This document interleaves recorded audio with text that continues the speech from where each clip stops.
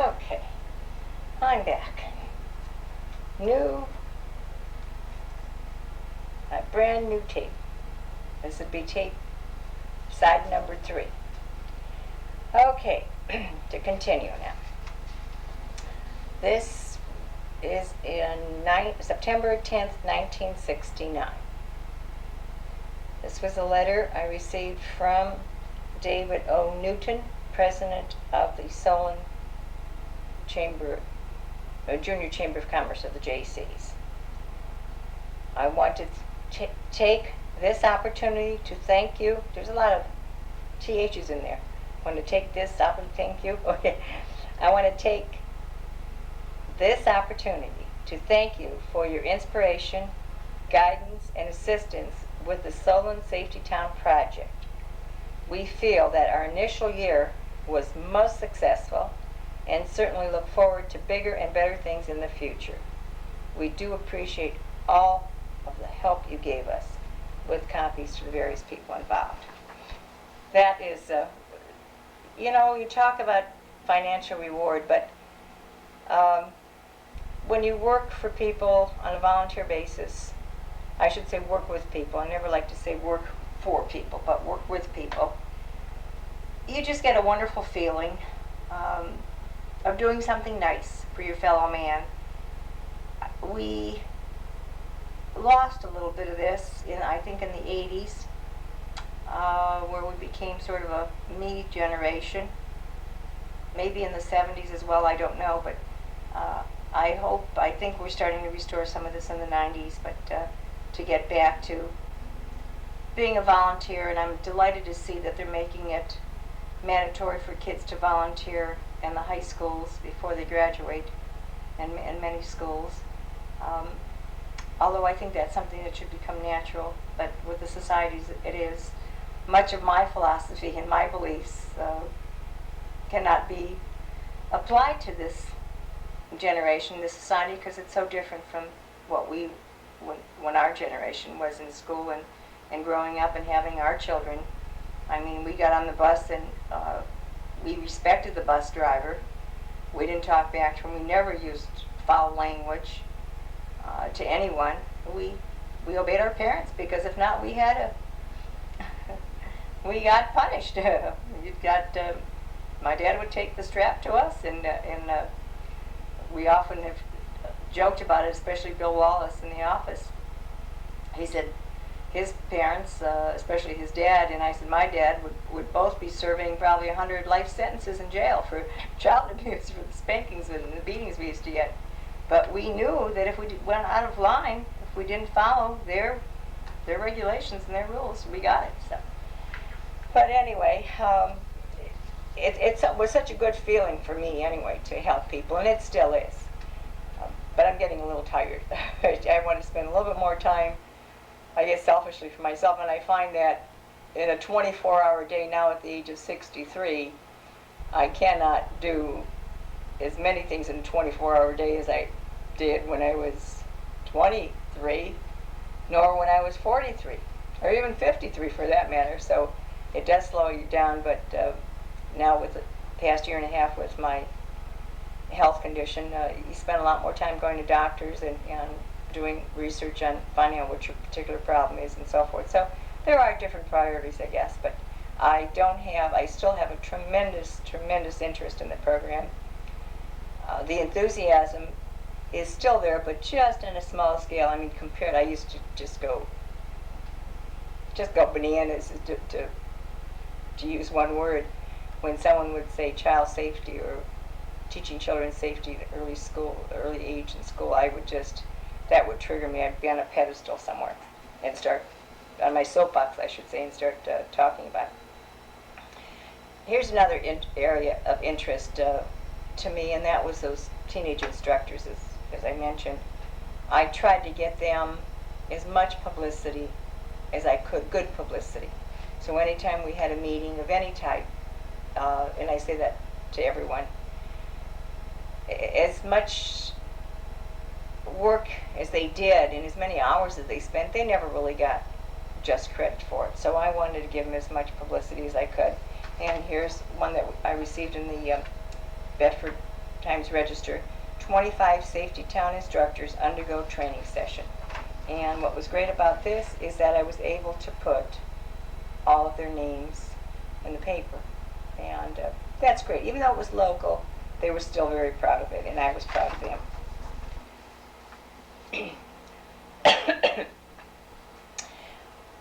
Late in 69, that was in 69, late in 69, I attended a conference. I was invited to speak at the Federation of Women's Clubs, held their state conference in Ohio. And I don't know if you can see this, but here I made a large board demonstration, display, not demonstration, large board display of various Safety Town pictures and explanations that I used during my presentation at their conference. And that got in quite a few requests from communities. January 27th, 1970, this is from Joni and Elton Katz, two wonderful, wonderful people who helped a great deal and were very instrumental in starting Beechwood Safety Town. Let me read this letter and I'll tell you a few things about it. This briefcase is just one way of saying thank you. How nice it is of you to help us organize our safety town. You are truly a dedicated woman whose enthusiasm and helpfulness has and will inspire safety in many little minds. We noticed your portfolio was just overflowing, and we hope this briefcase will serve you well. Again, we thank you. Now, their portfolio that was overflowing was just it was just that. It was portfolio. It was didn't have a zipper. It had a little top on the little. Well, it did have a little zipper on the top, which was broken.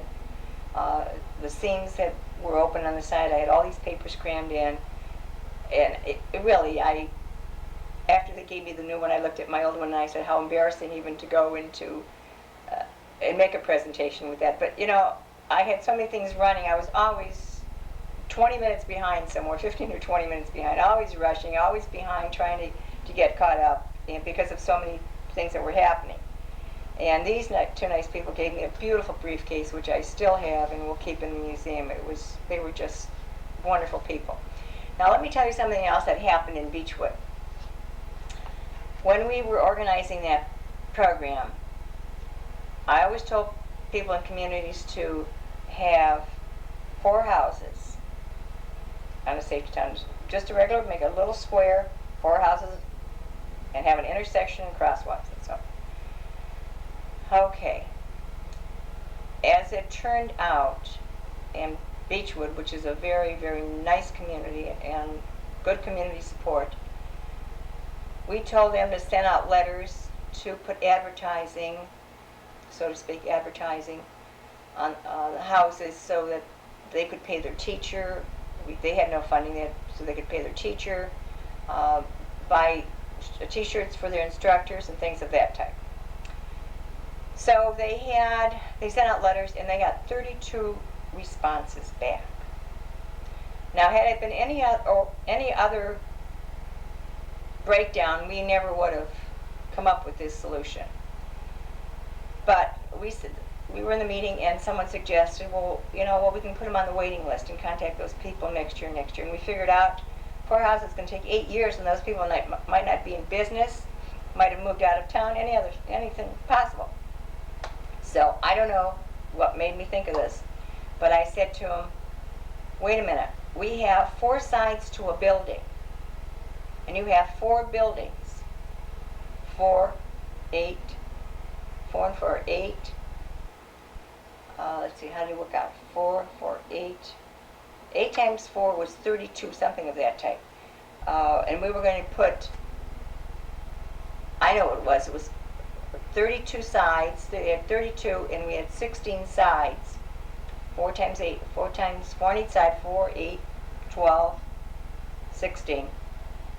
We said, let's use 16 of them to put on the side of the buildings. Then we can use the remaining to put on the roofs, on the, they can have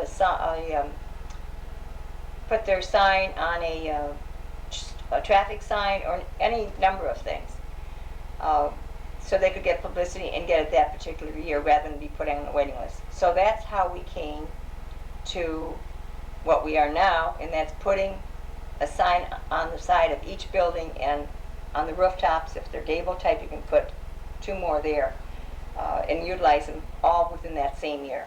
So that's how we arrived at that, thanks to Beechwood, Ohio. Had they not had that response, we might never have thought of that. Okay, that was in 1970, January 1970. Early in 1970, I wrote a letter to Mrs. Nixon, Mrs. Richard Nixon. President Nixon was in office, and her interest at that time, and she had many of them, as many first ladies do, her interest was in recognizing the volunteer work of teenagers. So, boy, did that light up a little light bulb in this brain. So I sent her a letter, and I'll read part of it to you. Dear Mrs. Nixon, your interest in recognizing volunteer work done by our teenagers prompts me to bring to your attention the action of a large group of teenagers in the Northeast Ohio area. These teenagers volunteer to instruct pre-kindergarten classes, ages 4 to 6, in the field of safety through a program called Safety Town. And then I went on to explain it. I feel there would be no finer way of recognizing the unselfish and important contribution these teenagers have made to their communities than by affording them the opportunity of meeting you and receiving national recognition for their efforts. This is particularly important today, when all too often we only read about the teenagers who are protesting, using drugs, and having little or no respect for authority, detracting from rather than contributing to our society. It is my sincere hope that you could find a few minutes in what I'm sure must be an extremely busy schedule to meet and congratulate a representative group, approximately 40, of these fine youngsters. And what I was hoping to do is to select maybe 2 from each community in northeastern Ohio, because I think we had about 20 safety towns in northeastern Ohio at that time. On February 20th, 1970, I received a response from, signed by, I'll show it, Patricia Nixon. This was very exciting. This is the first time I had attempted to do anything of this type. It was exciting. Dear Mrs. Schlatt, I was most pleased to have your letter and to learn of the splendid volunteer activities of the teenagers in the Northeast Ohio area. Safety Town is indeed an inspiring program, and one which has far-reaching results as its rewarding success indicates. The aspirations of a community can only be recognized and advanced when its young people, through education, training, and encouragement, are fully prepared to meet their obligations to themselves and their fellow man. Your young people are to be commended for the fine example they are setting for the wonderful service they are rendering to the community, with appreciation and best wishes. Now, we didn't get any response, and of course she never met with them, but I just kept trying and trying and trying to get some recognition for these young people. In April of '97, I was invited to participate in the National Assembly of Local Leaders for Traffic Safety. Remember, this is all that there was. Now, this is a page from the guidebook, reflects the concepts and recommendations made by the Assembly participants. So this was towards the end of April, towards the end of 1970, after they had time to compile everything that was discussed at this April meeting. I'm going to show you here's a list of all the people who were in attendance. I'm not going to read them all, of course. But what I want to point out to you is we counted them several times, there were 71 men listed on this list. There are 2 women. One is Dorothy Brimcombe, who was with the National Association for Women Highway Safety Leaders. She was from Las Vegas, Nevada. And myself, and it says Dorothy Schlad, chairman. And I've always chuckled about this because it should have been NE, Northeastern Ohio, and it had WE, We Ohio, Safety Town, Cleveland, Ohio. So there were 71 people, 71 men and 2 women, and that was very typical of situations of this type. Now, as a result of this meeting, of course, various sessions, they were broken, any conference is broken down into individual little sessions.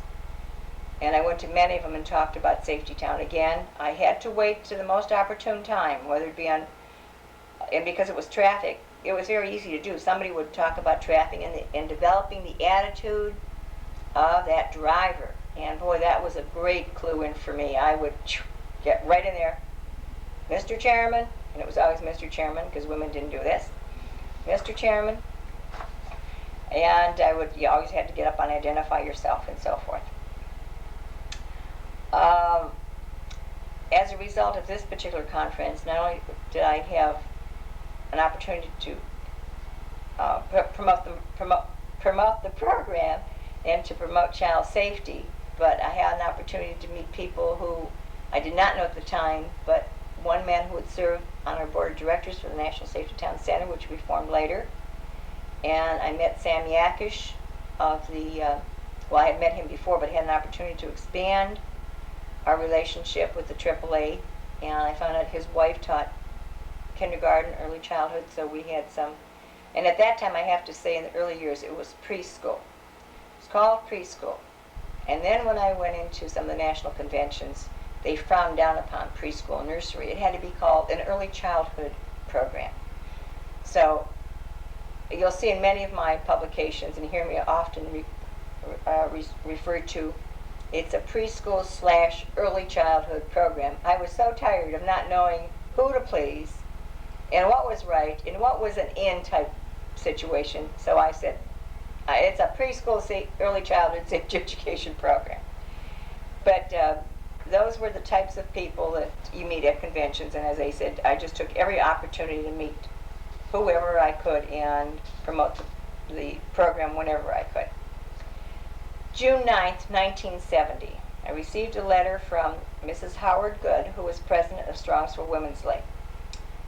Now, she said, you are cordially invited to our Thank You Strongsville Day on Saturday, June 20th, from 1:30 to 3:30 on the Commons. At this time, Mr. William McCurdy, president of the Sears Roebuck Foundation, will present the Community Improvement Monetary Award to our league and to our city. Now, this is the Strongsville Women's League. Remember, they're the ones that sponsor the Safety Town program.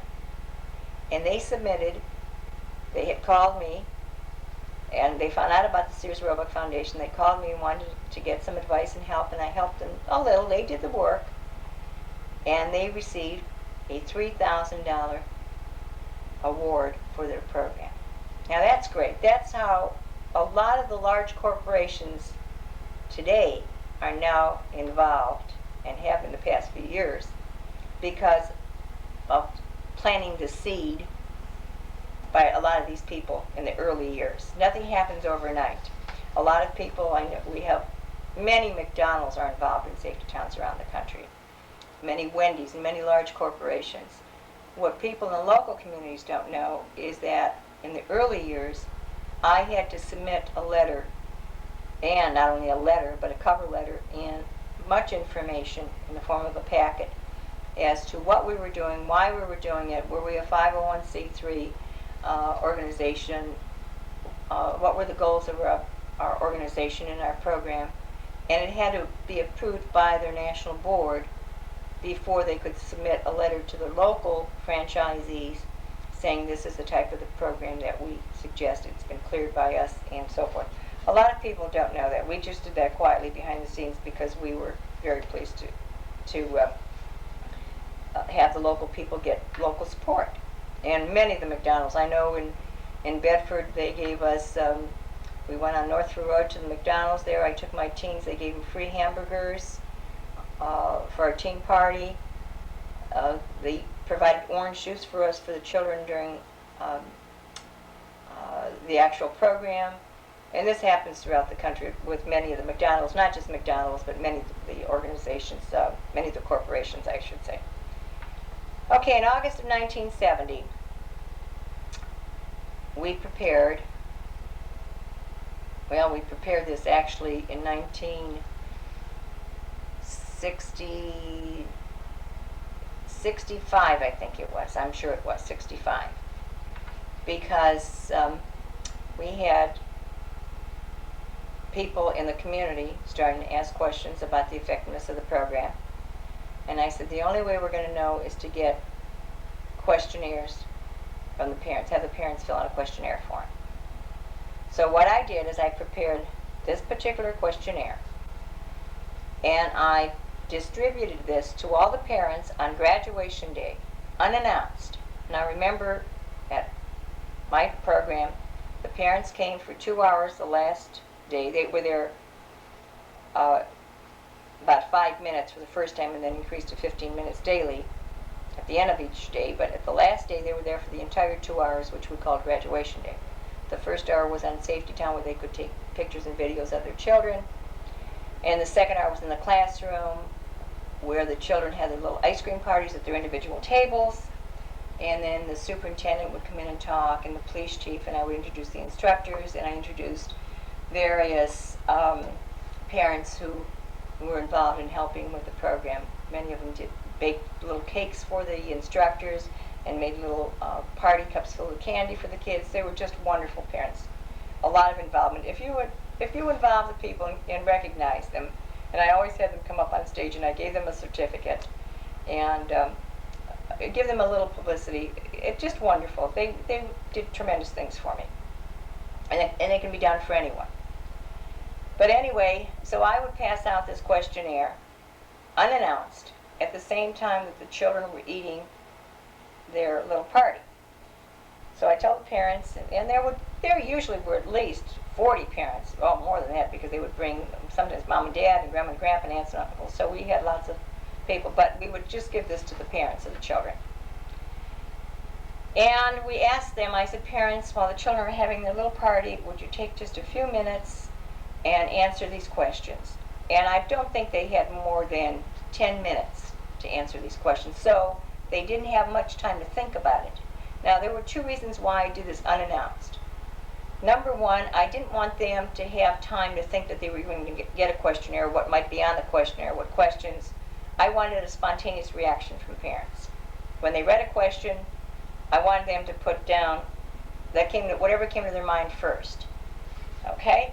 Let me read you just a few of the questions that were on this questionnaire. Number one, what is your opinion of Safety Town? This lady put, very good.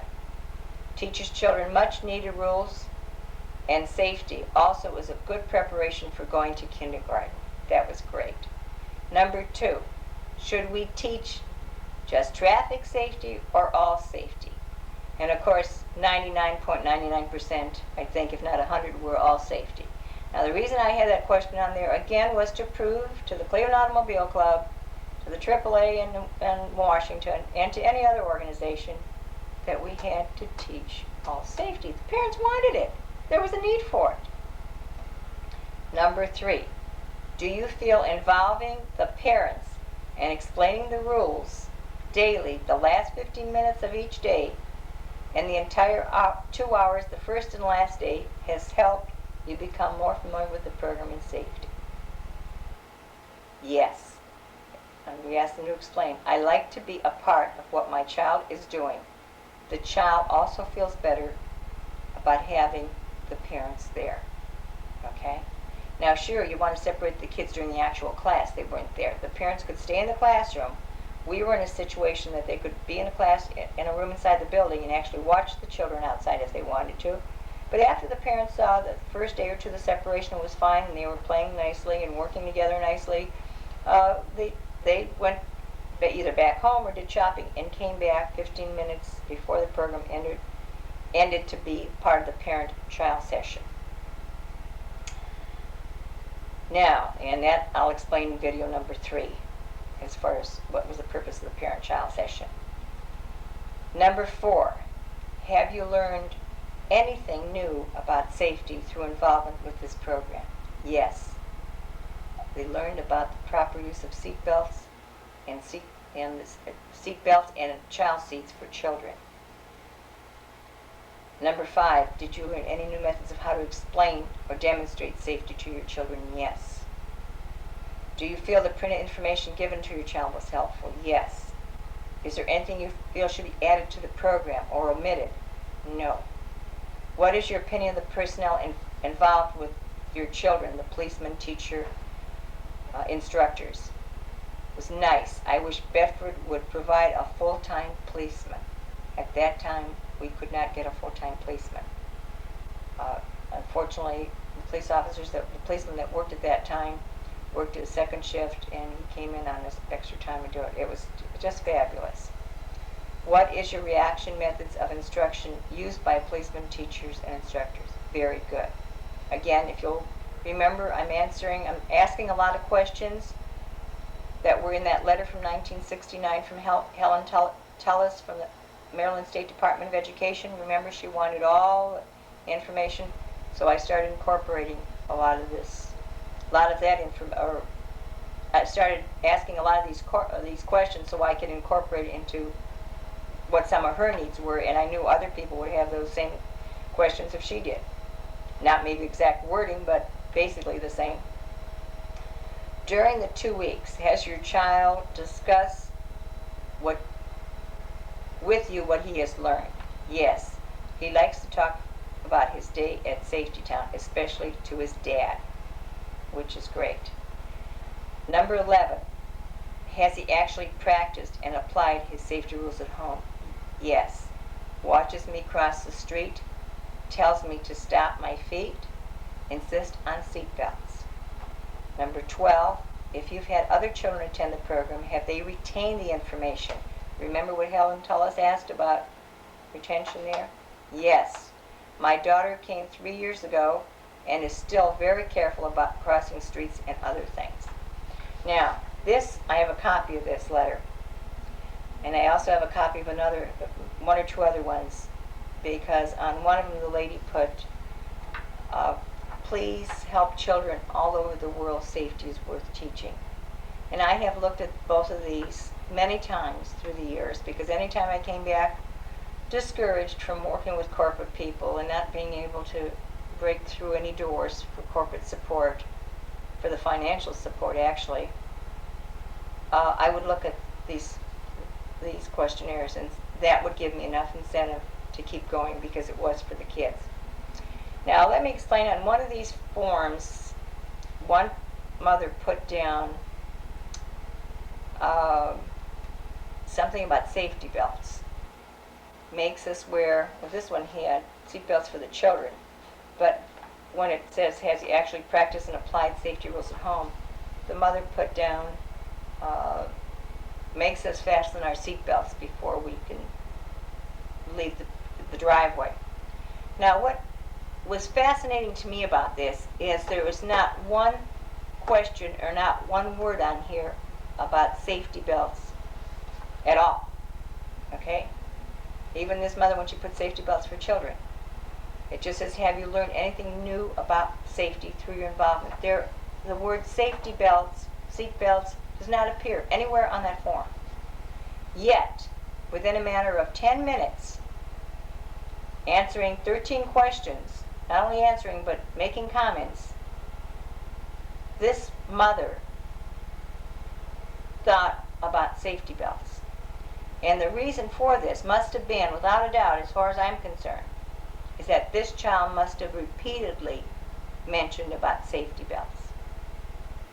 Because otherwise, in the short period of time that this parent had to answer these, she wouldn't have been able to recall it that quickly. I mean, if the child didn't even mention it, or mention it once, would have been, but the child must have repeated it constantly to the parent when they got in the car, put your seatbelts on, which we required. In 1968, I required that in Safety Town. All of our little cars had to have safety belts that we got from the junkyard dealers and put them in. Thanks to Bill Solomons and his place of business, he was able to give us gave us all the seat belts that we took out of cars that were ready for the junk pile. But that was impressive to me. So I knew there was an impact at home, and I knew that we were preventing accidents, and most importantly, I knew we were developing that attitude and forming those habits at an early age. And that to me was so exciting. Here's an article that was in the paper on June 18, 1970. This is from Independence, Ohio. The Rotary backs traffic safety at an early age. Again, some of these Xerox copies that they sent were very bad, but it's all we have, and I think it's great that we have something to show what each communities do. This is Independence, Ohio. This is, of course, the same with this one, but this was after they had their first meeting, or had their first session. This is from the mayor. So we're now starting to get attention from these people. As mayor of the City of Independence, may I personally thank you and the Rotary Club for your efforts on behalf of Safety Town. Safety of all of our residents is always the foremost thought in our program or equipment. With the assistance of Safety Town, we are assured of this program being conducted in the safest of all measures possible. Once again, on behalf of the city, please accept our gratitude for a job well done. Very nice. That meant a lot to us to start getting recognized from some of the top people. Now, in 1970, this is July 28, 1970. As I said, one of my goals was to always achieve as much publicity for my teenagers, for all teenagers, not just mine in Safety Town, but for all teenagers who worked on this program, because I knew how much time and effort they put in. I knew their sincere dedication. Yes, there were some that we had to release, not many, but they wouldn't volunteer for this if they weren't interested. They didn't get paid. The end of the session, they would get movie tickets or passes for putt-putt or pizza passes or different things, but they didn't get financial rewards. So they did it because they were concerned for the kids. And I firmly believe that it was up to the teacher and the police officer to set standards. Of course we did. I told my teens, you're here to work with those kids. I don't care what you did on the night before. If you were on a date, I don't care what you're going to do tonight. I don't care what your hair looks like. I don't want to see a hairbrush out. Nothing in your teeth. None of this. And no chewing gum, because if you chew gum, the kids would want gum. We just went through a list of rules on the training sessions, and they knew this. And I met with them before and after each time, each day, told them before what the plan was going to be entailed for the day, what I expected of them, and after the session, I complimented those who did exceptionally well, and it was just wonderful. We just had a great time. And I knew, as I said, how much effort they put into it, and they worked hard with the kids. So I was able to arrange with a friend through the Cleveland Press to get some newspaper publicity for these. A half page, and I'll show that to you in just a minute. But I want to read you the letter we sent to the local Safe Town directors, July 28, 1970, just part of it. I have arranged with the Cleveland Press to do a story featuring our Safety Town instructors in Northeast Ohio. I would like two instructors representing each Safety Town to meet at Bedford Safety Town on Tuesday, August 4th at 2 p.m. I realize some Safety Towns have completed their sessions for the summer, and it might be difficult to contact your instructors. The story will not only recognize our volunteer teenagers, but will help in promoting our program in communities that do not have a Safety Town program. I'm sure you feel as I do, these teenagers deserve to be recognized for the many hours they spend helping our young people to be safety-minded citizens. I apologize for not giving more advance notice. However, I just received approval an hour ago. Your cooperation is very much appreciated. Bedford Safe Town is located and so forth. Okay? Then after we did the picture taking, I followed up with a thank you letter to each instructor that was there. We had them sign in when they attended the session. We would like you to know how much we enjoyed meeting you and briefly talking with you on August 2nd. We are sorry we did not have more time to talk with you, but we did have our little children to take care of, because we actually put some children through the program. We hope in the future we can meet again soon and discuss our many Safety Town experiences. Good luck to you, and thank you for taking time from your summer plans to teach safety to our little friends. And I had this signed by the Bedford Safety Town instructors, from the instructors to other instructors. P.S. Mrs. Schlatt also says thank you, and in quotes, Mrs. Schlatt says thank you, and I wish I could do a story on each and every one of you. I'm proud of you all. End of quote is what I put in there. Okay, now let me just go through this. No, I'm going to have to, let me stop for a moment and I'll go get the newspaper.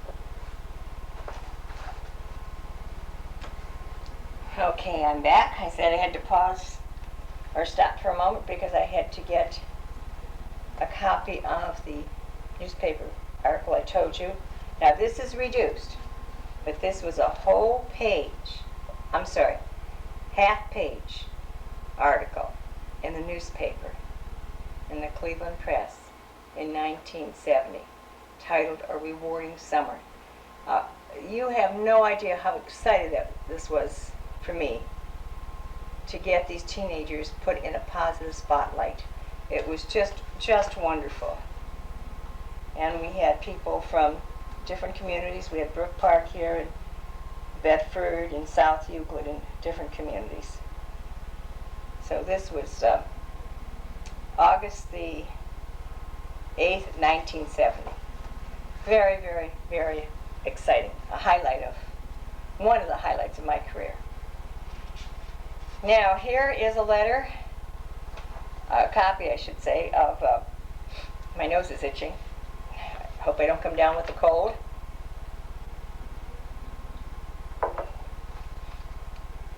This was in the editorial paper of the Bedford Times paper. It said, and you know, it's always great to get editorials because that's what the media people think. It says, odds and ends. Safety Town is in its final session for the summer. This year, more than 400 students attended the course, which is sponsored by the PTA, and that was the Bedford Preschool PTA. They're under the capable direction, I'm going to repeat that, they're under the capable direction of Mrs. Schlatt, Mrs. Frank Schlatt is what they put then, and volunteer instructors. The children have learned safety, both on the streets and in the home. We're making progress. The value of safety towns can also be seen statistically, which is great because the fire department had started to keep a few statistics. The number of accidents involving youngsters has decreased sharply since Safety Town was started 6 years ago. So in 6 years we made an impact. In addition, there's the factor of residue. Oh, do I love this. If a child becomes safety conscious, he will grow up that way and will be more safety minded as a driver. Now, we're still in the driver. We still haven't been able to convince the people of being totally safety conscious, but we're making headway. So that was exciting. Now, getting out of Ohio, this was our first initial, again, formal presentation out of Ohio as far as the Safety Town program. We had corresponded a lot by mail and some telephone conversations, many telephone conversations. But there was a gentleman that lived in South Euclid, Ohio. I'm going to sit back for a little while. My back just hurts a little bit. I'm surprised my voice is holding up as well as it has for all this time. There was a gentleman who lived in South Euclid, Ohio, Mike Lynch, and one of his children attended the program in South Euclid. He then moved to Monroeville, Pennsylvania, and they did not have a safety town. So he wrote to me and said, how could I start a Safety Town program here? And I said, well, I normally went to police department, the police chief and the fire chief and the superintendent, the school people, and met on individual groups.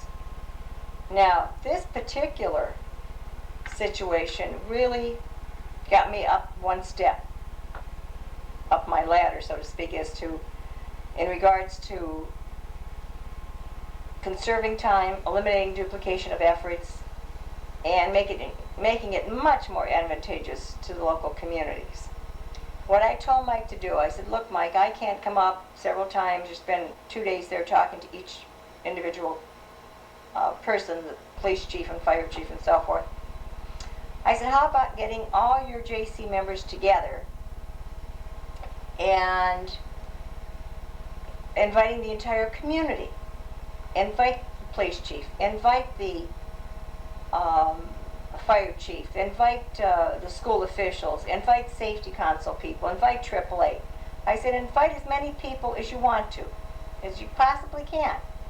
And he said, well, Dorothy, the JCs haven't even adopted this yet as a project because they don't know anything about it. They've never heard of it. I said, well, have them invite everyone anyway. You're the president. I said, send out a letter, just tell them you're doing investigational work as to a possible program for the community. So he did.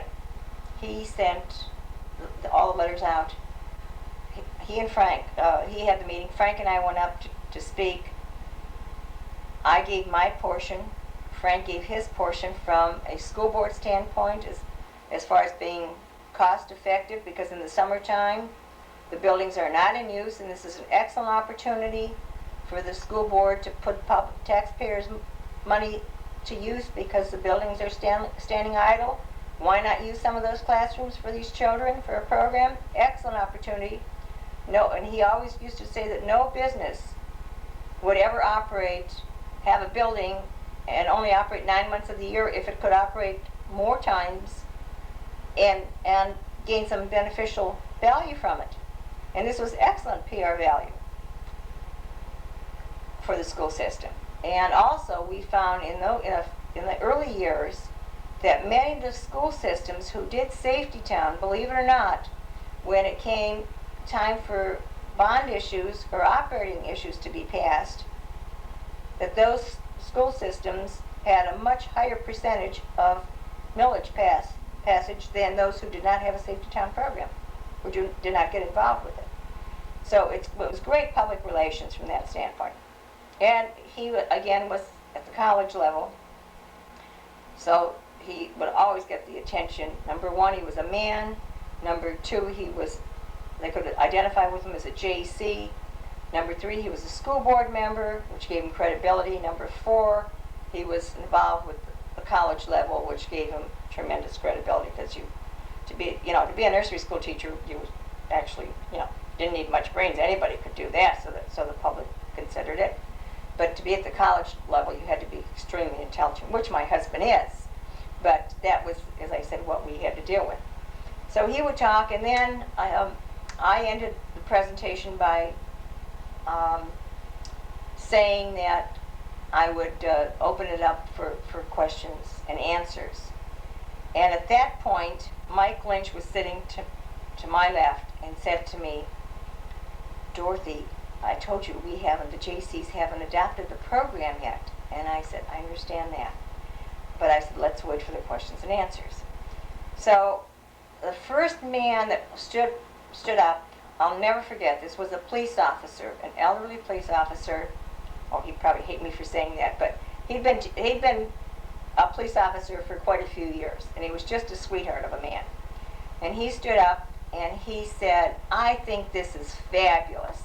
He said, I don't know why, we haven't heard of this before. And he said, my police chief isn't here, but I'm sure he's behind this 100%. And anything you want to do, we'll be happy to help. And he was just a great, like a grandfather type police officer. Friendly, jolly. I mean, I can imagine the kids just loving him to death. And then a few other people stood up and commented on what a great idea it was in the program and so forth. I did not know that the superintendent of schools was in the audience, so he stood up and said, I see there's quite a response to this, so you can, you know, if you want to meet with me, we'll select a elementary school facility, which I had mentioned in my presentation and so forth. At which time, I wrote a note to Mike Lynch and said, you better get your JCs out in the hall, and you better get approval, board approval very quickly, because this is a go project, and if you don't do it, you know, some other organization is going to do it. So he took them out, got them out in the hall, and came back and gave us the yes vote, and we could say, announce formally that the JCs were going to do the project. And that was all due to this man, Mike Lynch. He's on the left here. And this man is John Haver from the Pennsylvania AAA.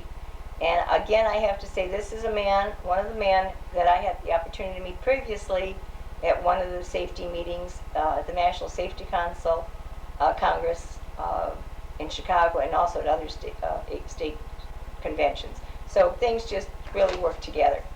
So Mike did a tremendous job. And here is, again, what we had to do. You have to remember, a lot of these people were young people. Their first child, very young in age, did not have a lot of organizational, some had no organizational background. When I would tell them to write a PSA, they looked at me and said, what's a PSA? And I would say, a public service announcement. So I would have to do a lot of the writing for this. And as I said, fortunately, I had some people doing some typing, but I didn't have that until 1974, until I got Jacqueline Seeley from Solon High School. So you have to remember, almost all of this I've had to not only think, but I had to type on my own. But I enjoyed it. It was work. I regret, the only regrets I have is that I took away time from my family. I tried to do as much of it when they were in school and when they were sleeping. That's why I rarely got more than 3 or 4 hours of sleep a night for many, many years, because I would try to spend time with them and with my husband, and then about 11 o'clock or so, 10 or 11 o'clock, I would go into what I consider our second bathroom. We turned into my office, and I would type in there away from their bedrooms, and get a lot of the work done, and work till 2, 3 in the morning, and then get up around 6:30, 7 o'clock or so, and get them off to school, and then do my meetings and do work. So I try to do it, but they still had to do without a lot of things.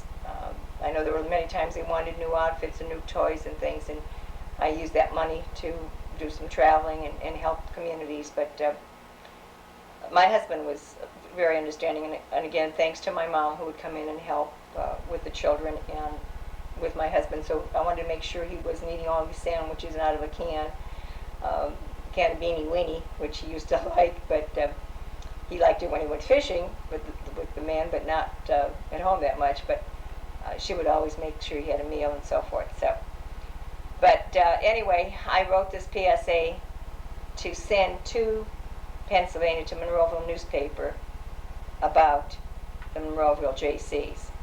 Safety Town plans underway. The Monroeville JCs unanimously accepted to sponsor a Safety Town for the preschool children, along with the Board of Education, after a presentation about the program at the recent meeting, at which representatives from various organizations were present. The list includes the Fire Department, Junior Women's, School Board, etc. Dorothy Schlatt, guest speaker, also explained the purpose of the importance of Safety Town. She also showed a movie on the actual program.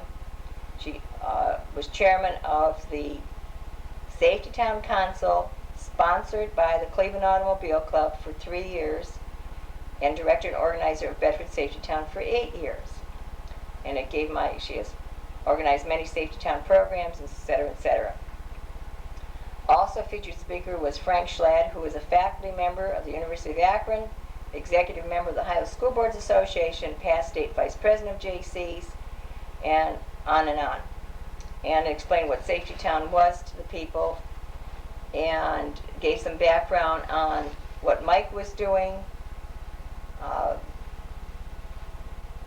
And then I said, Mike, you can use this whenever you need to put in the paper, and use whatever parts of the letter that he had for future newsletters, or future PSAs, I should say. Okay, this is a very poor quality again, but we want to stress the importance the media played in helping us get Safety Town off the ground.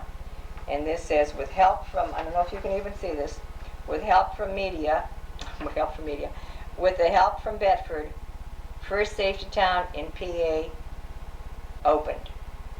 And Monroeville, Pennsylvania was the first safety town that we had in Pennsylvania. And here is another picture of us on opening day snapping and cutting the ribbon in Monroeville. So it was an exciting, exciting time. Now, just to add to that, Mike Lynch later became our coordinator and went on to win the Governor's Award a few years later. Well, for this particular program also, he won the Governor's Award for the best traffic safety program in the state. Now, remember, you have to call it traffic safety yet, because that's what we had to do up there. We had to refer to traffic safety. I wish I would have been a little more business smart when I was writing proposals, especially to Washington, but probably anywhere. But I geared the program to what I was doing, instead of gearing the proposal to, I should say I was gearing the proposal to what I was doing. I should gear the proposal to what they needed, what each organization and agency needed. I should have geared my proposal strictly to traffic safety when I presented to the National Highway Traffic Safety Administration, because they were traffic. When they told me that I'd have to eliminate anything from the program, I'd have to eliminate everything except the traffic aspects, I went ballistic. I said, you can't. We're developing an attitude in children. This is an early age when their habits, you know, we in preschool safety education knew that 0 through 6 was the most important years in forming and developing habits. And yet I said, we're not teaching anything in child safety. We have to teach safety at that time, total safety. Well, they said, we can't do it because you're more than traffic safety. So, as I said, on video number 1, I went through and broke down various things, various aspects of the program, how many traffic safety, and still couldn't get that. And I regret to this day that, as they often said, young lady, you have to learn how to lie. I don't really like that terminology, but I like to refer to it as I probably should have played their game, or even a better explanation of it is, excuse me just a minute, someone's coming in my door.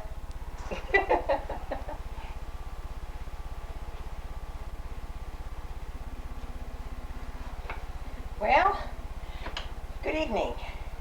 I'm back. New hairdo, new outfit, different day. Today's December 22nd.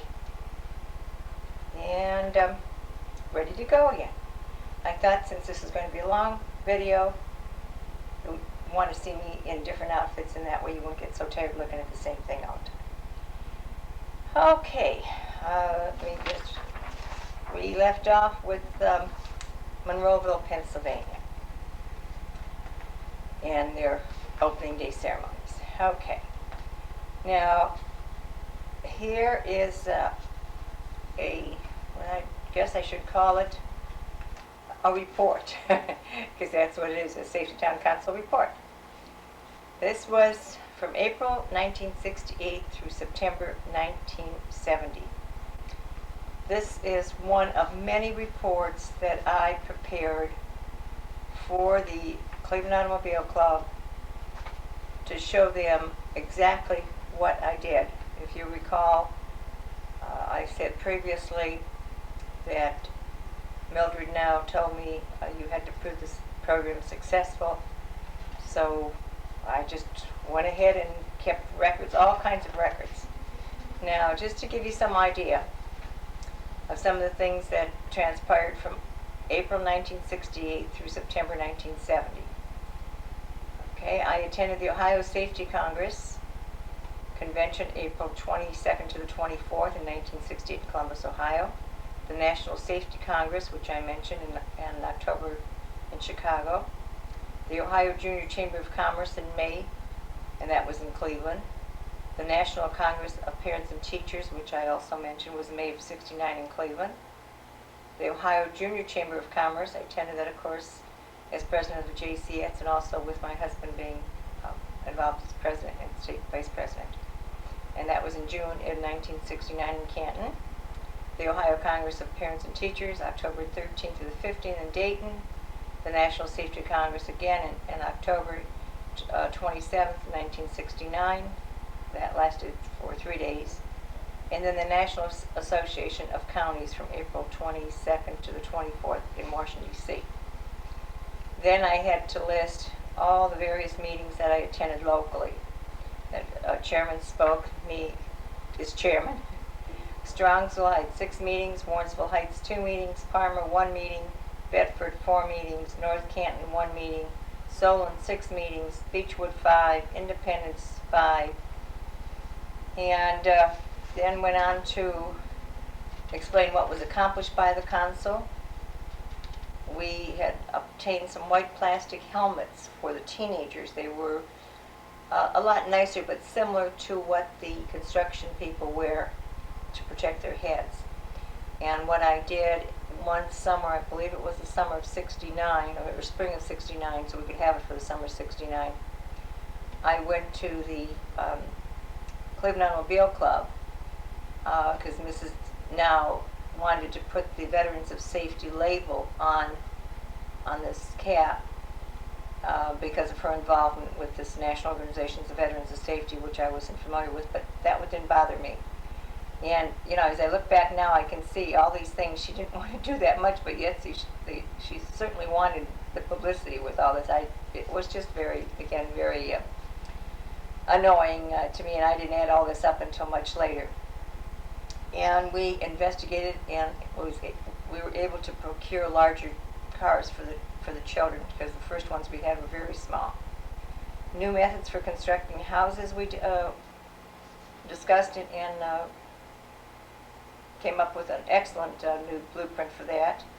We added safety belts in the cars, which, as I said, I did that in 1968, was the first one in Bedford, Ohio, and then went on to encourage other communities.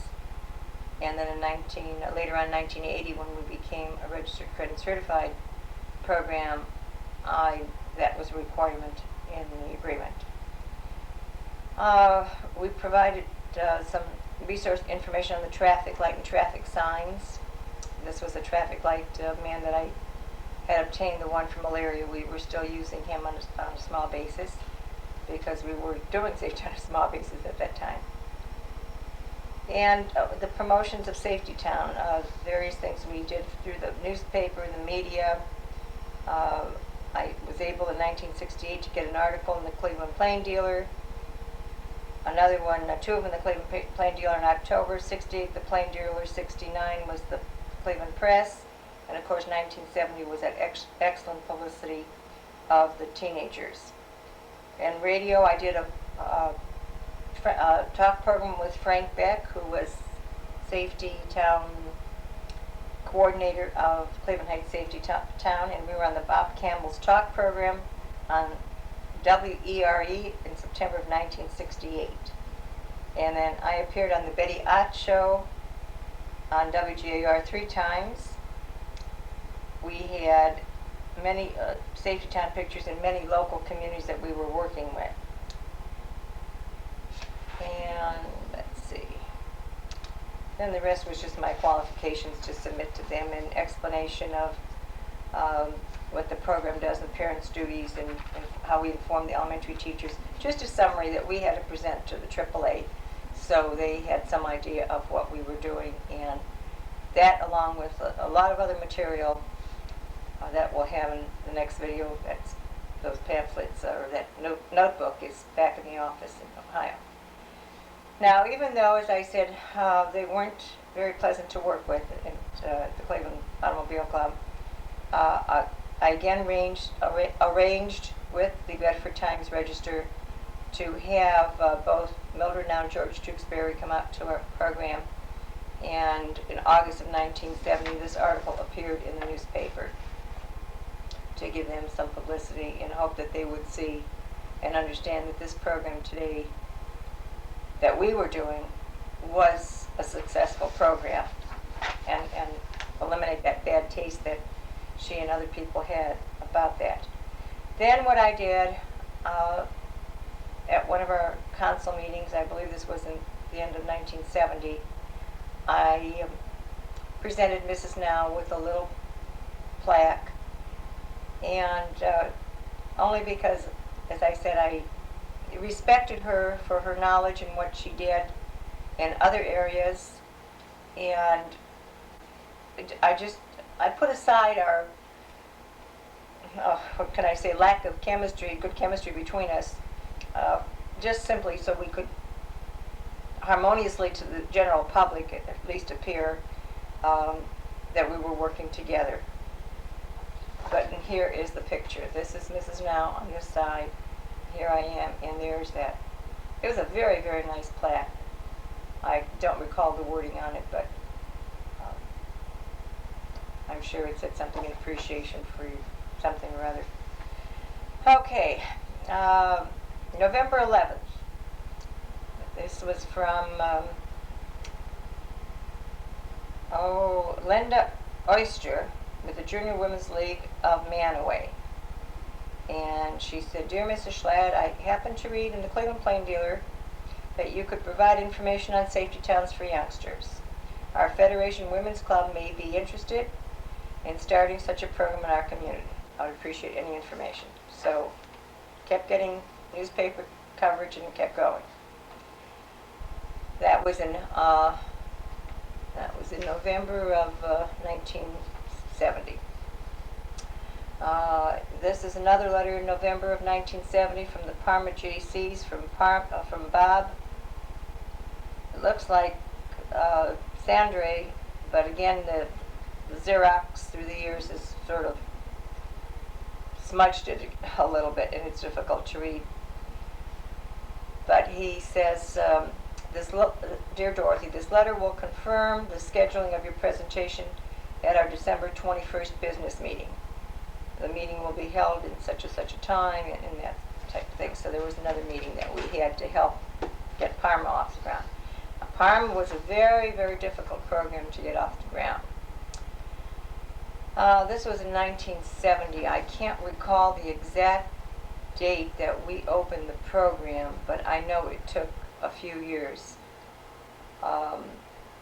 With the help of Bob Adair and Ralph Ziegler from the Parma Police Department, we met several times. And when we finally cut the ribbon, and as I said in the Safety Town video, the video number 3, we'll have the specific dates and some of this information. But when we finally cut the ribbon of that Safety Town, I was standing next to the mayor, and we both had scissors to cut. And I was just so excited because I knew how hard Ralph Ziegler and Bob Adair were working within their community. Of course, their hands were tied a little because they were with the police department, and they couldn't really step on too many toes. And I know how hard I had worked with that, and other people, a lot of other people in the committees. So when we stood there and cut this ribbon, being so excited, I said to the mayor, and his name escapes me for the minute, I said, "Aren't you excited, Mayor, that Safety Town has finally become a reality in Parma?" And he looked at me and said, "Yes, but how come those Parma Heights kids have to come?" And I could not believe my ears. I could not believe what I heard. I said, "Mr. Mayor, many of your Parma children probably play with Parma Heights children. And if we don't teach all the children, your children are going to be hurt. Because someone from Parma Heights, if they don't go through the program, they could play with your children, not knowingly, and unintentionally hurt the children or cause an accident. Oh, he said. Um, just couldn't believe the mentality of many of these people who I thought were in high offices and who I thought were extremely intelligent and would know more. But Joan assumed. I learned that very quickly. This letter is again in November 1970 from the Maryland State Department of Education, from Safety Specialist Region 3, James Gray Jr. Dear Mrs. Schlatt, I am dropping you this short note to tell you how enjoyable it was talking to you at the Safety Congress. If you could send me all the material you have available on Safety Town, I would very much appreciate it. I plan on coming to your workshop and hope it is, if at all possible, that you could come to Baltimore and put on a workshop here. This is the workshop that we were planning in '71. But this was as a result of my attending a Congress in 1970, the National Safety Congress. I went from 1968, I think I attended every year for the next, maybe 10 or 12 years. And in the past, since 1968 through 1996, I think I only missed maybe 2 or 3 because of health reasons that I did not attend. December 9th, 1970, from the National Safety Council, from Diane Impulse, who was the staff representative of the elementary school section of the National Safety Council. Now, they did have an elementary school session. Remember I mentioned they had the driver ed, a school and college, and police departments, and fire department, industrial, and so forth.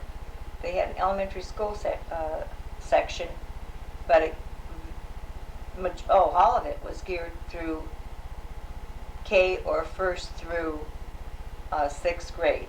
Very, very little was ever discussed about preschool safety. And as I said, there happened to be a few people, I think there were 2 people that were involved with the elementary school section that remembered the old version of Safety Town. And one of the ladies was from Omaha, Nebraska. I wish I could recall her name offhand. I will, I'm sure, later. And Lorraine Giles was her name. A sweetheart of a lady. She was a professor at one time, and I think then went down to superintendent, and finally to principal of an elementary school because that's where she felt most comfortable and wanted to be. Just very, very nice lady, but she said, anytime I would talk about it, she said, oh, that's not going to go over. That's not going to go over. It was around many, many years ago, and it's just not going to. She was nice about it, but she was trying to be helpful to me. Dear Dorothy, I've been meaning to drop your note since right after the Congress, which was in October. So at long last I made it. Now, this is exciting to me. The elementary school section executive committee was very impressed and pleased with your new approach to safety towns, and that they proposed to the program planning committee that a session be included at next year's Congress. Folks, it took me almost 2 years of writing letters to Diane, because I met her in 1968, and I would periodically write letters to her and call her, and finally she arranged for me to meet with this group, the elementary school section executive committee, in 1970, and they were able to at least submit it to the program planning committee, which the National Safety Council is a very large organization. It has to go through many channels. They did feel, though, that the program should be made up of speakers representing the various different types of safety towns. The final decision will be made at our February elementary school section executive committee meeting, but I do feel sure that they will include a session on Safety Town. Best wishes for a happy holiday season. You'll be hearing from me probably sometimes in March. So that was very, very exciting. Oh, I think I literally jumped around the house after I read that for about 10 minutes at least.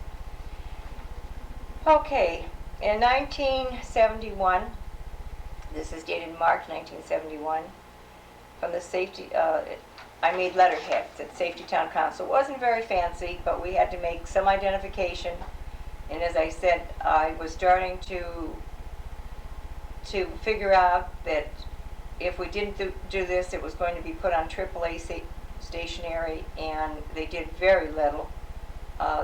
They let us use their facility twice a year for a meeting and provide us lunch, but everything else we did. I sent out the mailings, did everything. So I wanted to make sure that our people got the just credit for it.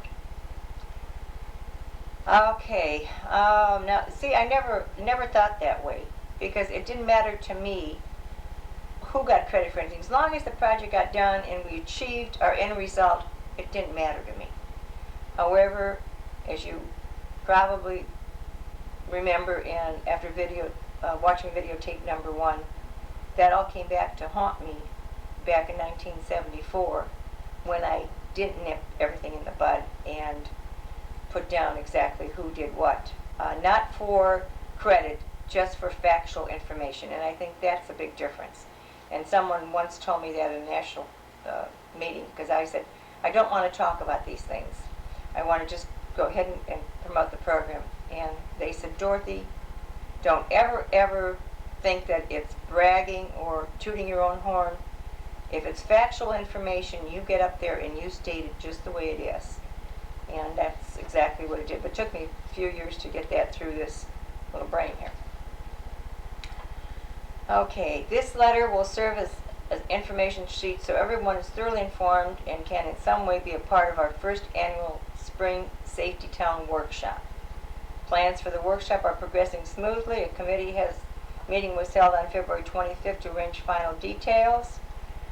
Okay, I will assume the responsibility of writing correspondence to the guest speakers, write detailed information sheets to all members, prepare registration form and directions, outline and prepare programs, arrange radio, TV, and newspaper publicity, and administer all details to committees such as display arrangements, location of workshops, etc. Mrs. Helene Anger, Independence, handled all arrangements for the location. The workshop will be held on Wednesday, May 19th at the Marriott from 8 a.m. to 4 p.m. So forth. You may invite as many people from the workshop. The cost of the workshop was $5.25, which paid for fruit cup, braised short ribs of beef, potatoes, salad, coconut ice cream, a ball with chocolate sauce, rolls, and butter will be $5.25 per person. Pretty good deal, I think. Okay, all we really charged was for the food, not for the other things. I absorbed all the other expenses. Now, Helene Anger was just a sweetheart of a lady. She taught Independent Safety Town for many years, and then went on to be a coordinator for the greater Cleveland area and helping to set up these programs. This particular workshop that we had in Cleveland, and I hope to find a brochure. I know I have a pamphlet at home back in Ohio of all the speakers that we had, but we did have Franklin Herring as our major speaker and a lot of other nice people from around the country. This was the first seminar workshop ever held in the world that we know of, strictly geared to preschool, early childhood safety education. 8 hours strictly on child development, as my little favorite, child development as relates to safety capabilities is what I discussed. And then we had different people speak on different topics. I had a pediatrician, a child psychologist, and so forth. But I have to say, and I also did that, by the way, at seminars throughout the country as I progressed later in years. I always tried to get the local AAA, the local safety council people, police department people involved, fire department people involved, and the local safety town coordinators. But in many states we didn't have any because this was a promotion to set up the program. So I really had to talk basically for about 6 or 8 hours, which didn't bother me, but I just found out in doing that, when I have a child psychologist or pediatrician, what they would bring would be situations that children would get involved with. I remember one pediatrician brought slides, and it was very interesting.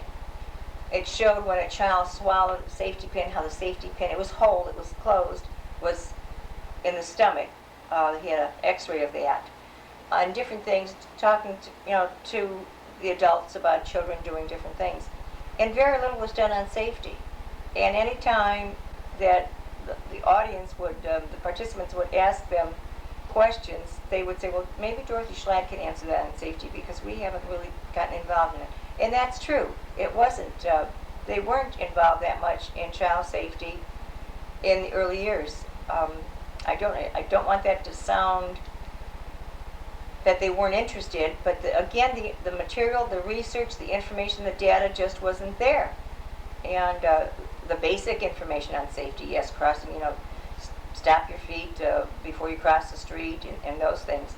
But as far as knowing and understanding child development, it just wasn't there. So it took a little while in coming later. On April 15, 1971, I received this letter from Patrolman Tom Shepard of Lakewood Police Department. Now you have to remember Lakewood was set up, I believe, in 1962.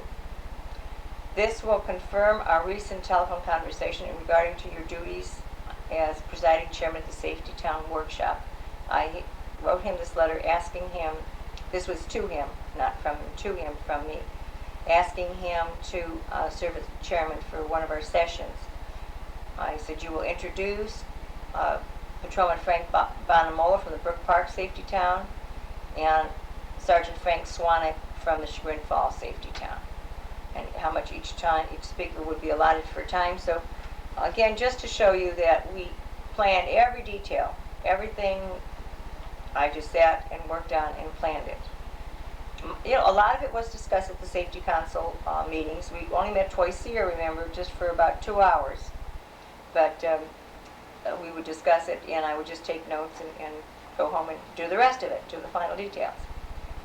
This is a letter from Diane Impulse again, at National Safety Council, April 28, 1971. Dear Dorothy, on behalf of the Program Committee for the Elementary School section of the National Safety Council, I would like to invite you to speak on Wednesday afternoon on October 21st, 1971. The session entitled A Second Look at Safety Town will be held from 3 to 5 p.m. in Chicago's Playboy Towers. Now, I'll stop there for a minute. A couple of things. Number one, the second look at Safety Town. When I read this, I called them immediately and said, Diane, I don't understand why you're calling this. And she said, Dorothy, if we don't call it that, no one's going to come because they remember the first look at Safety Town. And I said, Diane, I've been coming to these meetings for a few years. Nobody remembers anything. Nobody's ever heard of Safety Town. And I said, a few people here in National Safety Council, a few people at the Automobile Club, and a few people in Washington. And I said, I can't believe there's so much of this, what was done in the past. There were so few programs around. 12 programs were around those first, from 37 to 64. I said, I don't understand this. She said, well, it never got off the ground. And I said, but nobody knows about that. And I said, if I would read this, the first thing that would come to my mind is, what was the first look of Safety Town? So why not just change it and say something, learn about Safety Town? Well, I was unable to convince them, and that's what they left it. And fortunately, fortunately, the session went well, as you'll hear about later, but they did have a gentleman from the old type situation, so maybe it was beneficial from that standpoint because we could capitalize upon that. Okay, we would like you to make a presentation approximately 15 minutes using any audio visuals, and I had my teenagers, when I found out that we were going to do this, had our teenagers really put together a nice 16 millimeter film, not a video, I want to say a film, a 16 millimeter film. They stood on top, actually got on the roof of the Bedford High School. It was the lower part of the roof, and they got on there and shot down and just were super, super Didn't have sound. I had to explain it as we went along. But it was a silent movie back in those days. For us, anyway, we couldn't afford, they probably had talking machines at that time, but we couldn't afford one. Okay, in fact, mine was, the 60 millimeter was not mine, it was borrowed, I think it was my father-in-law's. Another thing here that I think is a funny little note you might enjoy. It said it was at the Chicago Playboy Towers. When I received this letter, and after jumping around the house again for a while, as I said, I used to get very, very enthusiastic and reacted just very excitedly. I took this to Superintendent Frank Brown and showed it to him, and I said, Dr. Brown, I'm so excited, look at this. And he said, Dorothy, do you think the Board of Education is going to approve travel expenses for you to go to the Playboy Towers? And I said, but I'm going to talk about Safety Town, Safety Town. And then he made, or I don't know if it was him or one of the school board members made a little reaction that, well, if safety is going to start anywhere, I guess it should start at the Playboy Towers. But yes, they did pay for my travel expenses. That was one of the first times, I think the first time that I asked for funding, because I just didn't have any more money to spend on my own to do it. Sometimes in the future I asked, but it was rejected and I had to, but this one they did fund, and we gave Bedford, probably because I was taking the Bedford film and giving them a lot of credit for the Safety Town situation. The Ohio State AAA, of the Ohio State Automobile Association. Robert Combs, Director of Safety and Education. And Bob Combs was a very nice man, and he worked out of Columbus for the state AAA, as I said, and he worked with many of the local automobile clubs. And he was a gentleman. While he never said anything directly negative about the people I had to work with in Cleveland, he let me know in his own way that they were not that pleasant to work with from his standpoint as well. Dear Dorothy, thank you for the recent letter and invitation to attend the Safety Town workshop. I appreciate both, and at this time plan to attend the workshop, which he did. May I congratulate you on your efforts and devotion to the cause of Safety Town. It appears some rewards are finally being realized. Now that I thought was just fantastic, to get something back from the state level from somebody who knew the process and the problems that I had to go through. It meant a great deal to me. It always gave, sort of a shot in the arm to get the adrenaline going. June 18th, 1971, Harlem Consolidated Schools. Mr. Terry Tamlin, Safety Director at Harlem Consolidated Schools. He later went on to be Dr. Terry Tamlin and was Superintendent of Schools. I'm not sure if it was in the same county, but Dear Mrs. Schlatt, I have received some very glowing reports on your very worthwhile project. I too am attempting to organize a safety program and would like information. So this is just wonderful, and he was part of the Safety Council, and obviously was at a meeting, or as he said, he heard it from someone else, so he heard glowing reports. So it was not just from me, it must have been from other people. August 16th, 1971, West Geauga JCs in Cleveland, Ohio, or suburb outside of Cleveland. Dear Mrs. Schlatt, thought I would let you know formally how much we appreciate your help in organizing our Safety Town. Without your guidance, virtually our helpfulness, without your guidance initially and helpfulness throughout, we would not have met the deadline. These handwritten notes are difficult to read. We had a total of 141 enrolled this year, and we're planning already for bigger and better things in years to come. Again, it was a pleasure working with you and knowing you and your husband, and getting to know you and your husband. On behalf of the Chesterland community, we are indebted to you. Kindest regards, Terry. Now that was Dr. Terry Winger. He was chairman of the Safety Town program, and I think he was president of the JCs at the time. And later he sent me this very, very nice note It's on his prescription pad because he was a dentist. And it says, you were always my prescription for getting out of trouble. Just call Mrs. Schlad and she'll know what to do. Thanks again. Just so many great people. Nice people. This is August 29, 1971, from North Canton, from Phyllis Hines. Dear Dorothy, well, Safety Town 1971 here in North Canton has officially closed and survived.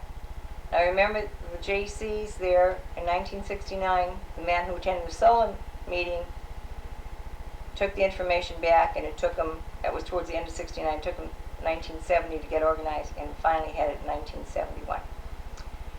We had 260 registered and 241 graduated. How do I say thank you? And in a letter, how do I say thank you in a letter and make it sound as deep and sincere as it is? Without your help and advice, I would have been utterly lost. The first graduation, I was one huge bundle of nerves and was truly grateful you were there. Your advice and suggestions were much needed and used. Thank you so much for all of it.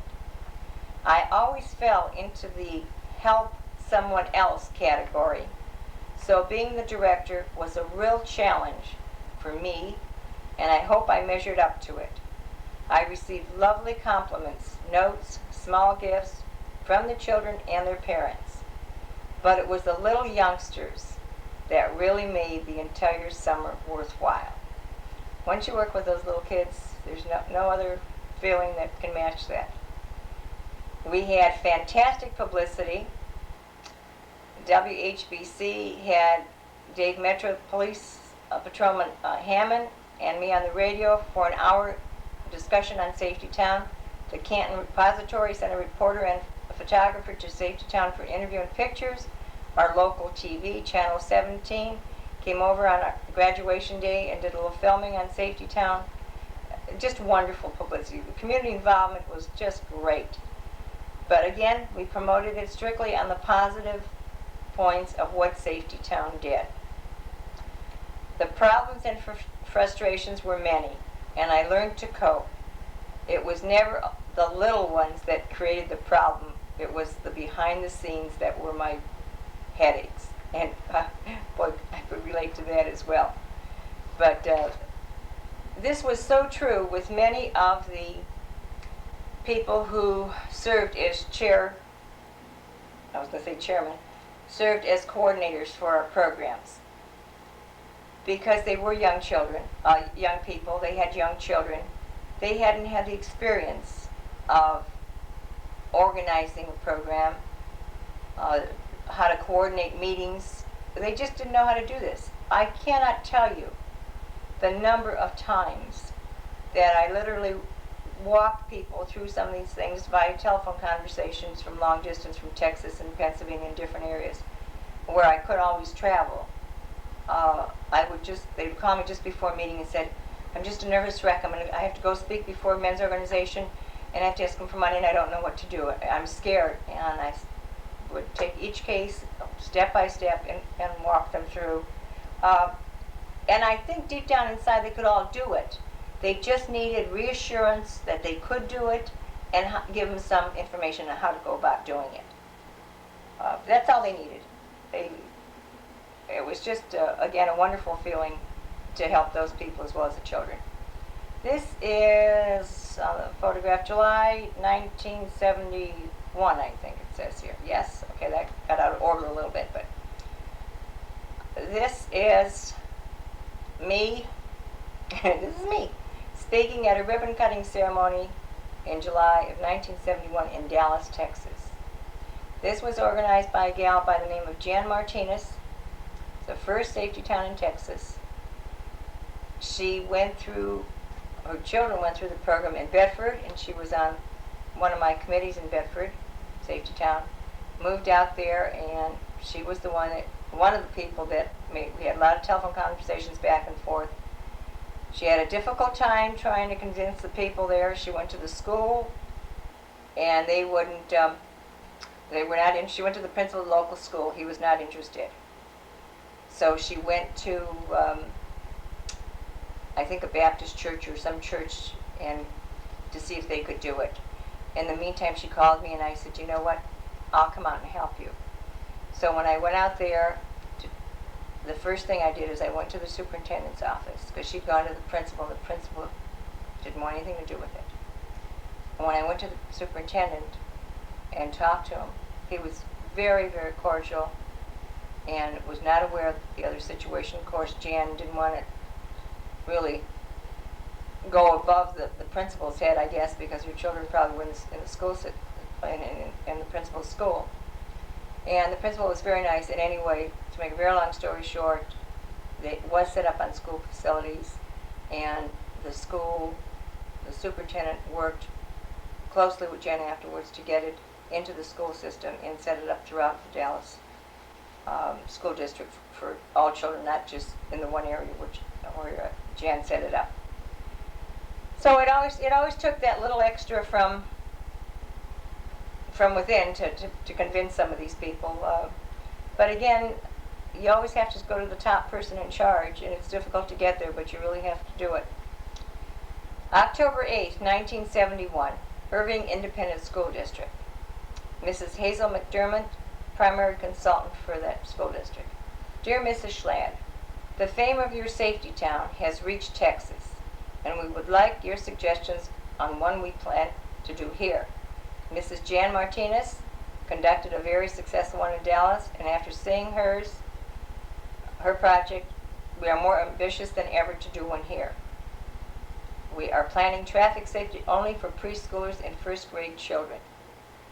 Now, since they were just doing, so much was still talked about the traffic concept, that she had heard just about traffic.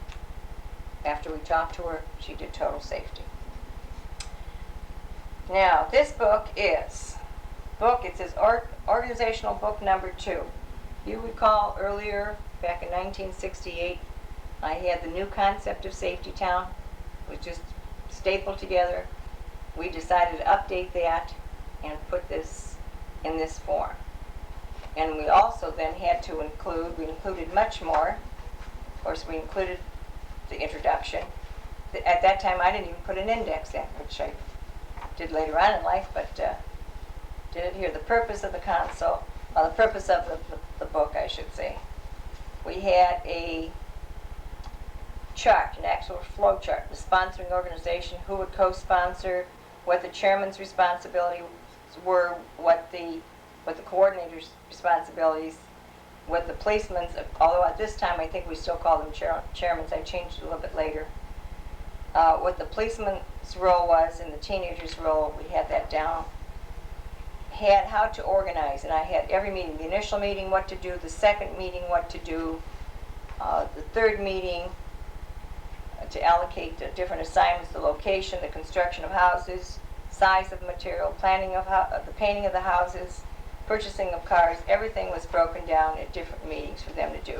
So many people started to call this the Bible, the Red Bible, and through the years we of course expanded it.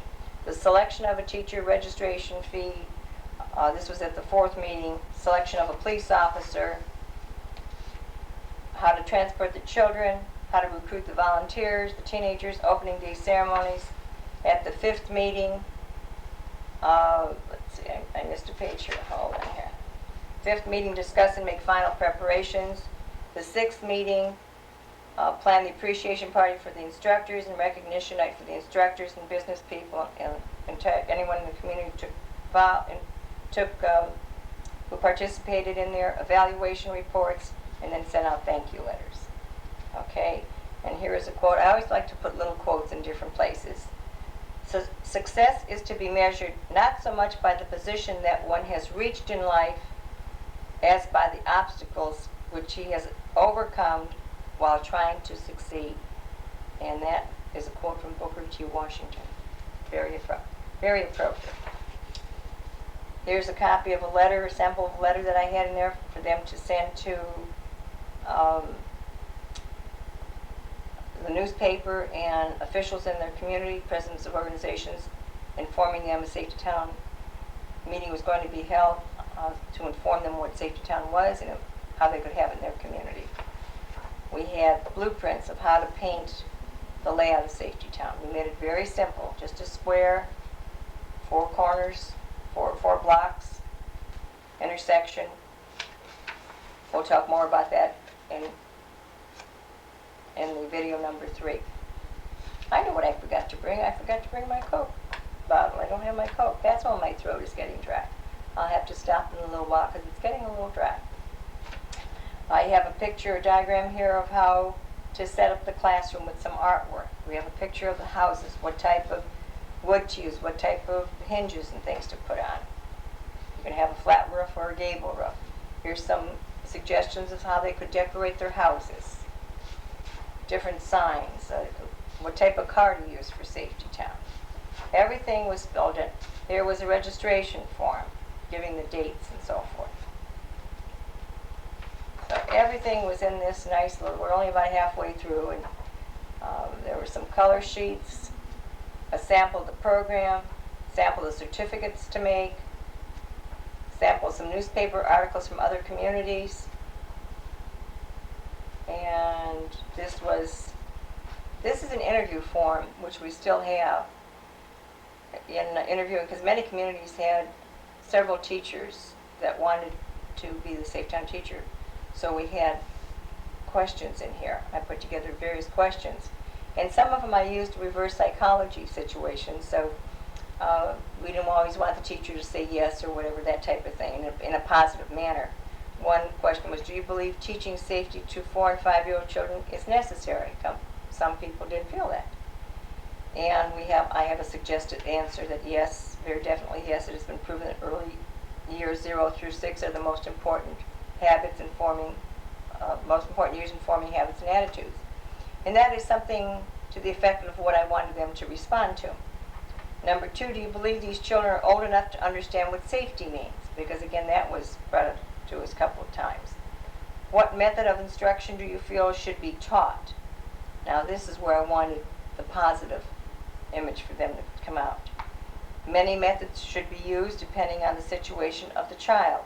If a simple instruction can be given effectively in an entire group situation and receive the complete results, then you would use the group instruction. But if a situation calls for individual instruction, then individual instruction must be given to each child. And those are the types of things that I firmly believed in. Should a child be disciplined for doing the wrong thing? One must first figure out, was my answer, if the child really understood what he was doing. If the child did not understand, then certainly disciplining a child for something he did not know is extremely harmful and dangerous. This frightens the child and draws him inward, making him feel very uncomfortable and inferior.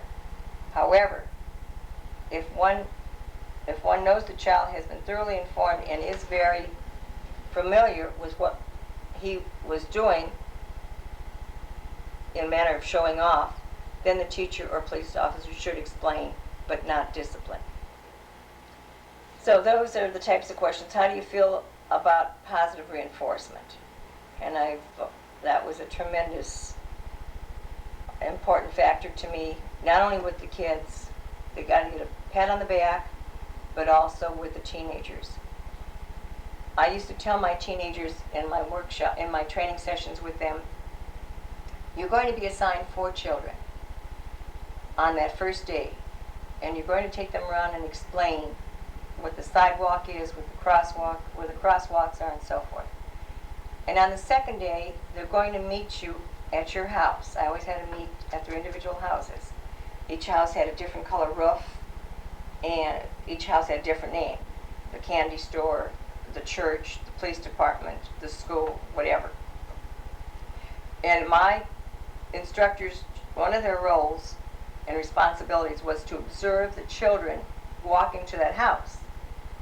And I said, on that second day, if just one of those children remembers to stop anywhere around that layout, to stop and look both ways and then cross the street, I want you to wait till all the children, 4 children come, and then go up to that one who did it right and say, Johnny, I'm so proud of you.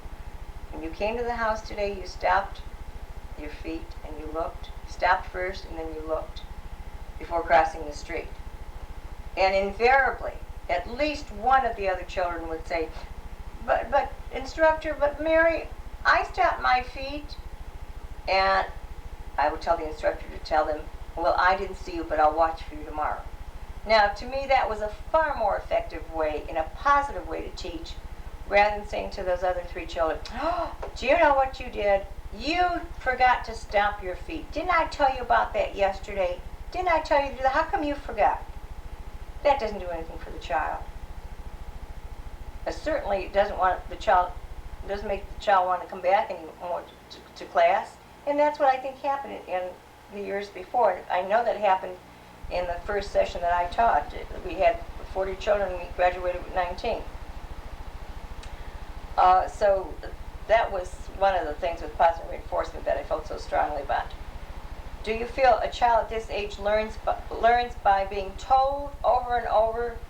And of course, a child learns by repetition. But again, here I felt each time it's taught, it had to be repeated in a different manner. One time maybe with a poster, one time with a puzzle, one time maybe a color sheet, doing something with a construction sheet of paper, through a video, a film. I keep saying video. Through a film, but find some way of repeating it in a different manner. You can't say it the same way every day, day in and day out, because they're not going to listen. They're going to turn you off. Okay, are children this age old enough, and should they be allowed to help each other? Very definitely, yes. But now these questions might sound very, very stupid at this point, but you have to remember this was in the early 70s, and again, kindergarten was not required, and not many people put their children in nursery schools. So for many children, this was their first situation of small and large group involvement with children. This was like a nursery school to them. Do you believe children will retain much of what is taught from this program? And of course, the answer is that depends on every child. There's more of an explanation, but I don't want to go into it. You can certainly read it from the book. The program includes parents attending classes with their children the last 15 minutes of each day. Do you feel this should be included or omitted? And of course I wanted their response, the person being interviewed, I wanted their response to certainly be very positive in that form. But I'm reading some of these questions so you can get the feeling of how I worded some of the questions. I didn't want them to get in any pattern of being positive or negative. Okay. Will this bother you, having the parents watch you? And that did upset some of the teachers and the police officers especially, because they told me, I want the parents just to drop the kids and go home. I don't want them in the classroom. And some of them to this day still do that, believe it or not. So let me go back to this last 15 minutes of every day. I talked about that mother who came up to us with the Riddle of the Friendly Stranger movie. And that's really, she was the one that should get credit for having us do the 15-minute-a-day situation. Because every day when the parents came back to get their children, because there was no bus transportation anywhere, I don't know of a safety town that transports children to this day for the preschool program. In the follow-up program, some schools do, but not for the preschool in the summertime. So the parents have to arrange carpools, and they have to bring the children and they pick them up. And if they came back 15 minutes earlier, they have to come back at 12 o'clock anyway, so we said, parents, come back at 11:45, we'll have chairs in the back of the room for you, and we'll go over the rules that we did that particular day for them. And they could see the movie. We had a movie, the auto was Jiminy Cricket, I'm going to live to be 103, and we heard that many times, but the AAA Foundation out of Washington had the movies, and we did watch those. And they were fun for the kids. They were cartoonish, and they got the message across. But anyway, I would take those last 15 minutes and I would put the children, I would have them seated on the floor with their instructors, and I would have chairs in the back for the parents, and I would ask them questions of what did we do, you know, did you have fun today? What did we do today? Went on a bus trip, they would say. Can anyone tell me what was Mr. Walton's first bus rule? And he would go over the bus rules in sequential order. Rule number 1 is you wait on the curb. You never run into the street for the bus. Wait till the bus comes to you. You line up. You don't just stand around in a circle. You line up properly. Things of that type. And that did 2 things, because we had already discussed that with the children. So it served as a review for the children, and it told the parents, if they didn't know the rules, didn't know the procedures, in a very nice way, the parents were informed. And that was great.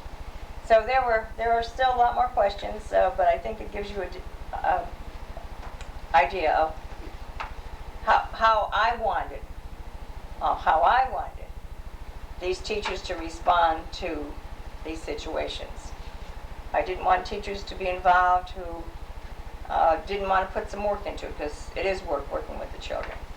And here again then is, these were, remember I mentioned in the front we had what to do the first meeting, second meeting, third meeting, and here are pages, note pages, so they could put the duties of the person responsible, the duties, the assignment, and when it's supposed to be completed. So we had this all in the book form so they could keep it together. Okay. Now, this is a Safety Town presentation. Again, remember I said I just used to make notes. I never really wrote on anything. This is a presentation I made, and just the topics that I'm going to discuss with this. One thing important on this one, I have Paul Blasdale, and that's all I needed for that one, because I explained to this at my seminar, explained to these people about Paul Blasdale. Now, when I spoke at that Congress in 1971,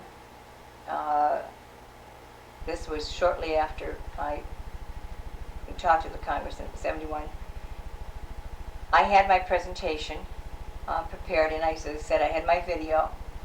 I'm going to call it video throughout the whole. I had my 16mm projector and my film, and I was speaking, I think, on that Wednesday, and the program started. The convention started on Monday, actually Sunday. So I'd gone to a few other sessions, driver education and other sessions that I felt would interest me and help me. Because if I went to driver education or something in school and college section, I could find out what they wanted to achieve at that age.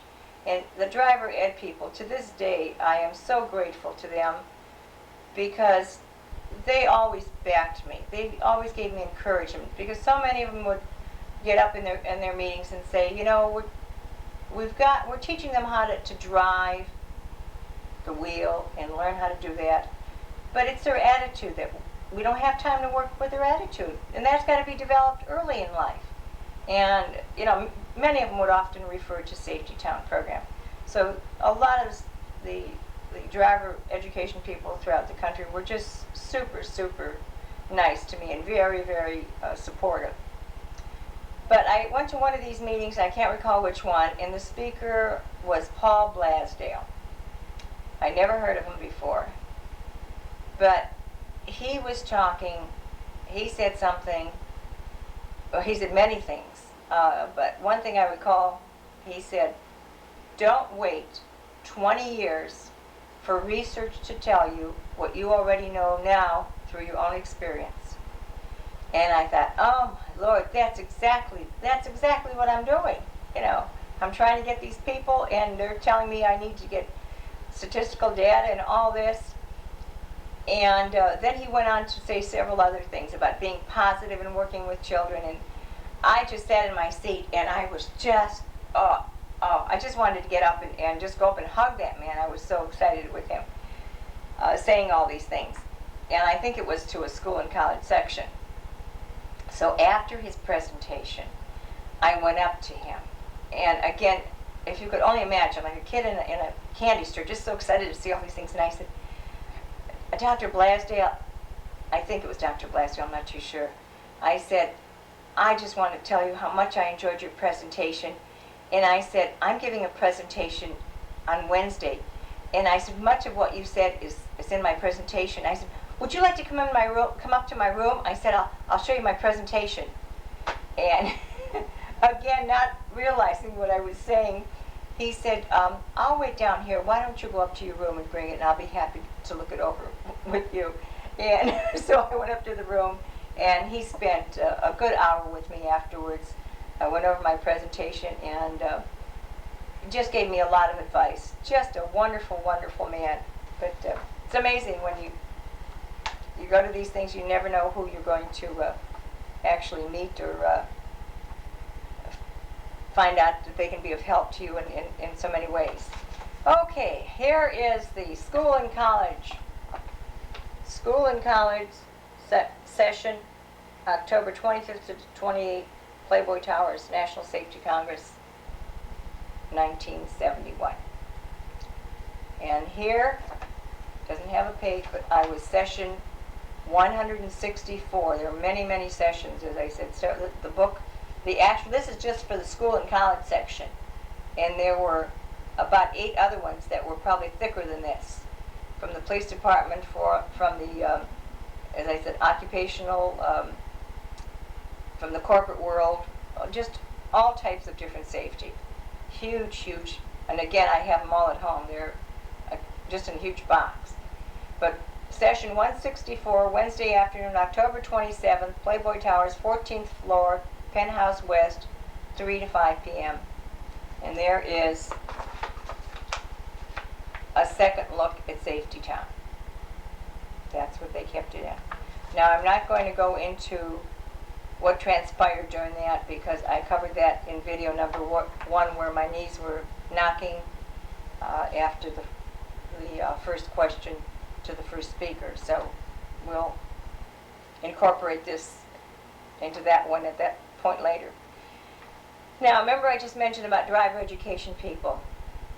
And from 1968 was the first time that I went to the Congress in Chicago and met some of these people. And they were, as I said, so nice. When I went to give this presentation, the podium was raised. They had a nice platform, and they had 150 people. Approximately 150 people were in this room, mostly all educators. And this round table in front of me, directly in front, were a lot of my driver ed people for support. And there was Marv Van Sickle from Iowa, Dubuque, Iowa, Fred Wagner, also from the same, they taught driver ed there. Gerald Christensen, trying to think of all these people, I want to remember all of them. There were quite a few of them around, I'd say 5 or 6 of them around. Now, I liked olives. I didn't drink, but I liked olives. So if anyone ever had a cocktail, they would give me the olives. And here I am. They just introduced me. I'm on stage. They're around this round table, and the man who's sitting, like where I was, and the speaker would be where the camera is. After he introduced me and I get up there, he holds up this sign that says olives. Well, I smiled and I started to go like this, and I caught myself, but it was their way of getting me to relax and I guess enjoy my presentation, but they were just smiling. But that was, to me, it was funny, but it threw me off track there for a second or two. Okay, this is, okay, we're going to get to some pictures now. We went, because my husband was at the university, we always went to Florida. We started going down to Florida, I think when the girls were very small. Well, Disney World opened in 1971, and we'd been going before that. So we started probably going in 68. That was a two and a half week vacation for us. We often would drive pretty much straight through and get into the Disney parking lot late at night and wait there for it to open, or early in the morning, wait for it to open.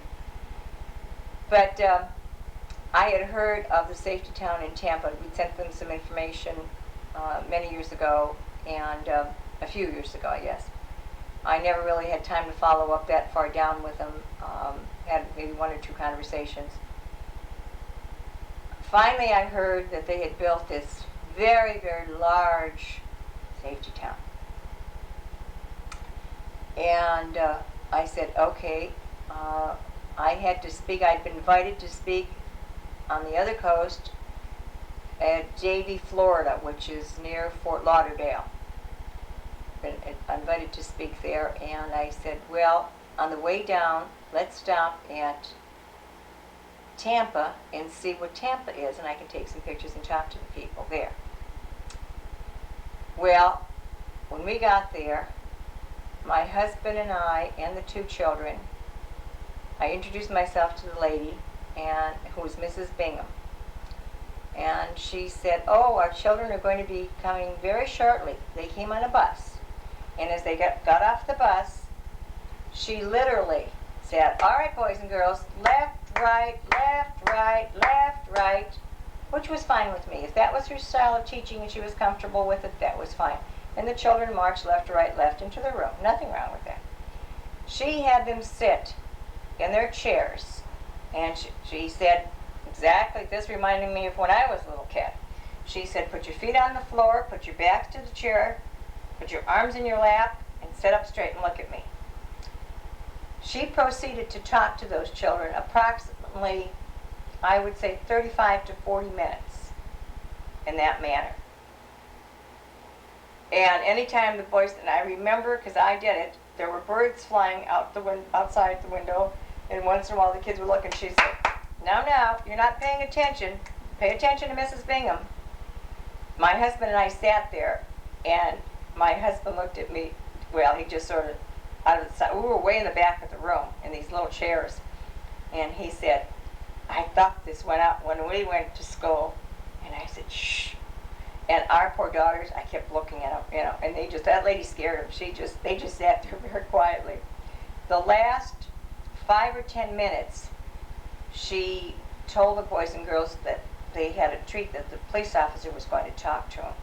And she had him come in from the side and just talk to him for about 5 minutes. Then she said, we're going to take a break now. They're outside in the hallway. There's a table with some Coca-Cola, little cups of Coca-Cola that she gave them a drink. And she said, then we'll go out to the outside safety town layout. She didn't call it the layout, that's what I call it. She said, we'll go outside on safety town. Okay, so we went outside, and she was with her group. She was the only person with about 35 children, no helpers. She got them, she lined them up, and she took them outside and lined them all straight up. And she said, okay, boys and girls, tell me the name of this building. And there were 3 large buildings, and nobody responded. And she said, now, okay, come on, you know the name of that building. That's where your mommy and daddy take you to see the ice show or the circus or whatever it was that she was telling them. The kids still didn't say anything, and she said, now, come on, we have our guest here. Tell us, tell our guest what the name of that building is. And at which point I went up to her quietly and said, look, please, teach your class, teach your children as if I wasn't even here. I'm just here to, get some information from you and help you, and I'd like to take back some information to our people. And so she then said, well, boys and girls, that's the Civic Center. That's where Mom and Dad, it's right next door to the drugstore, whatever it was. Well, she went around that whole facility, and it was a large facility, very large. You'll see pictures shortly here. Very large facility, and what was sad about this is the children were all lined up. They were all following each other, single row, single file, Indian style, single file. And they were all walking on the outside, so they really didn't cross the street. I think they crossed 2 streets. And they crossed once with the traffic light. She said, okay, the light's green, you can cross the street, everybody go. And I finally went up to her and I said, Mrs. Bingham, I said, why don't you have them do it individually rather than all together? And she said, oh no, they're following the first person in front of them. And I said, but what happens when there's no first person in front of them? What happens when they are the first person? You know, how can they look both ways? Are you teaching them any of this? And she said to me, now these were children that were 6 years of age. They were in first grade. They were busted. They were in first grade. And she made it clear to me that she checked every birth certificate. They had to bring their birth certificate before they would be enrolled. But she proceeded to tell me, she said, you're very young yet. She said, you'll learn as you get older that you can't teach anything to children before the age of 6. Well, I fell on the floor. I could not believe what I was hearing. And I just felt like I just wasted all my years through working with children, and that, of course, I knew better, but it was a very sad feeling that she felt that way. And I talked to her a little bit, and she put the kids back on the bus, and she said, bye, see you next year. And they were there for about 2 hours. And I said, next year? And she said, yes, they'll come back next year, and we'll talk about bicycle safety or another topic. Each year we do another topic. I couldn't believe this. Then it dawned on me, you know, if she'd been doing it this way, no wonder people had a bad taste of Safety Town, which I found out later they did, especially that particular one. Let me just show you some of the buildings. I hope this will zoom in, I don't know. This is me in front of one of the buildings. It was almost the size of a small house. Okay? There are several of them. I don't know how close we can get to showing these to you. They actually had a small Al Lopez baseball field. And if one of the children happened to step on it, and they were disciplined. Don't step on the grass. Don't step on the grass. They actually had a full-time gardener, I was told, to take care of this facility. This was sponsored by several, I don't know if it was all or many of the independent insurance agents throughout Florida. They pulled all their money into this one facility, and they bused these children. As I was telling, when she was telling you for these children to remember what the name of this building was, I found out later that those children didn't even live in Tampa. They were bused from 40 miles away from another community. So they had no idea what these buildings were. I saw no reason to explain these identification of the buildings. But that was her. Here is a small gas station. These were good-sized buildings. They had a small little train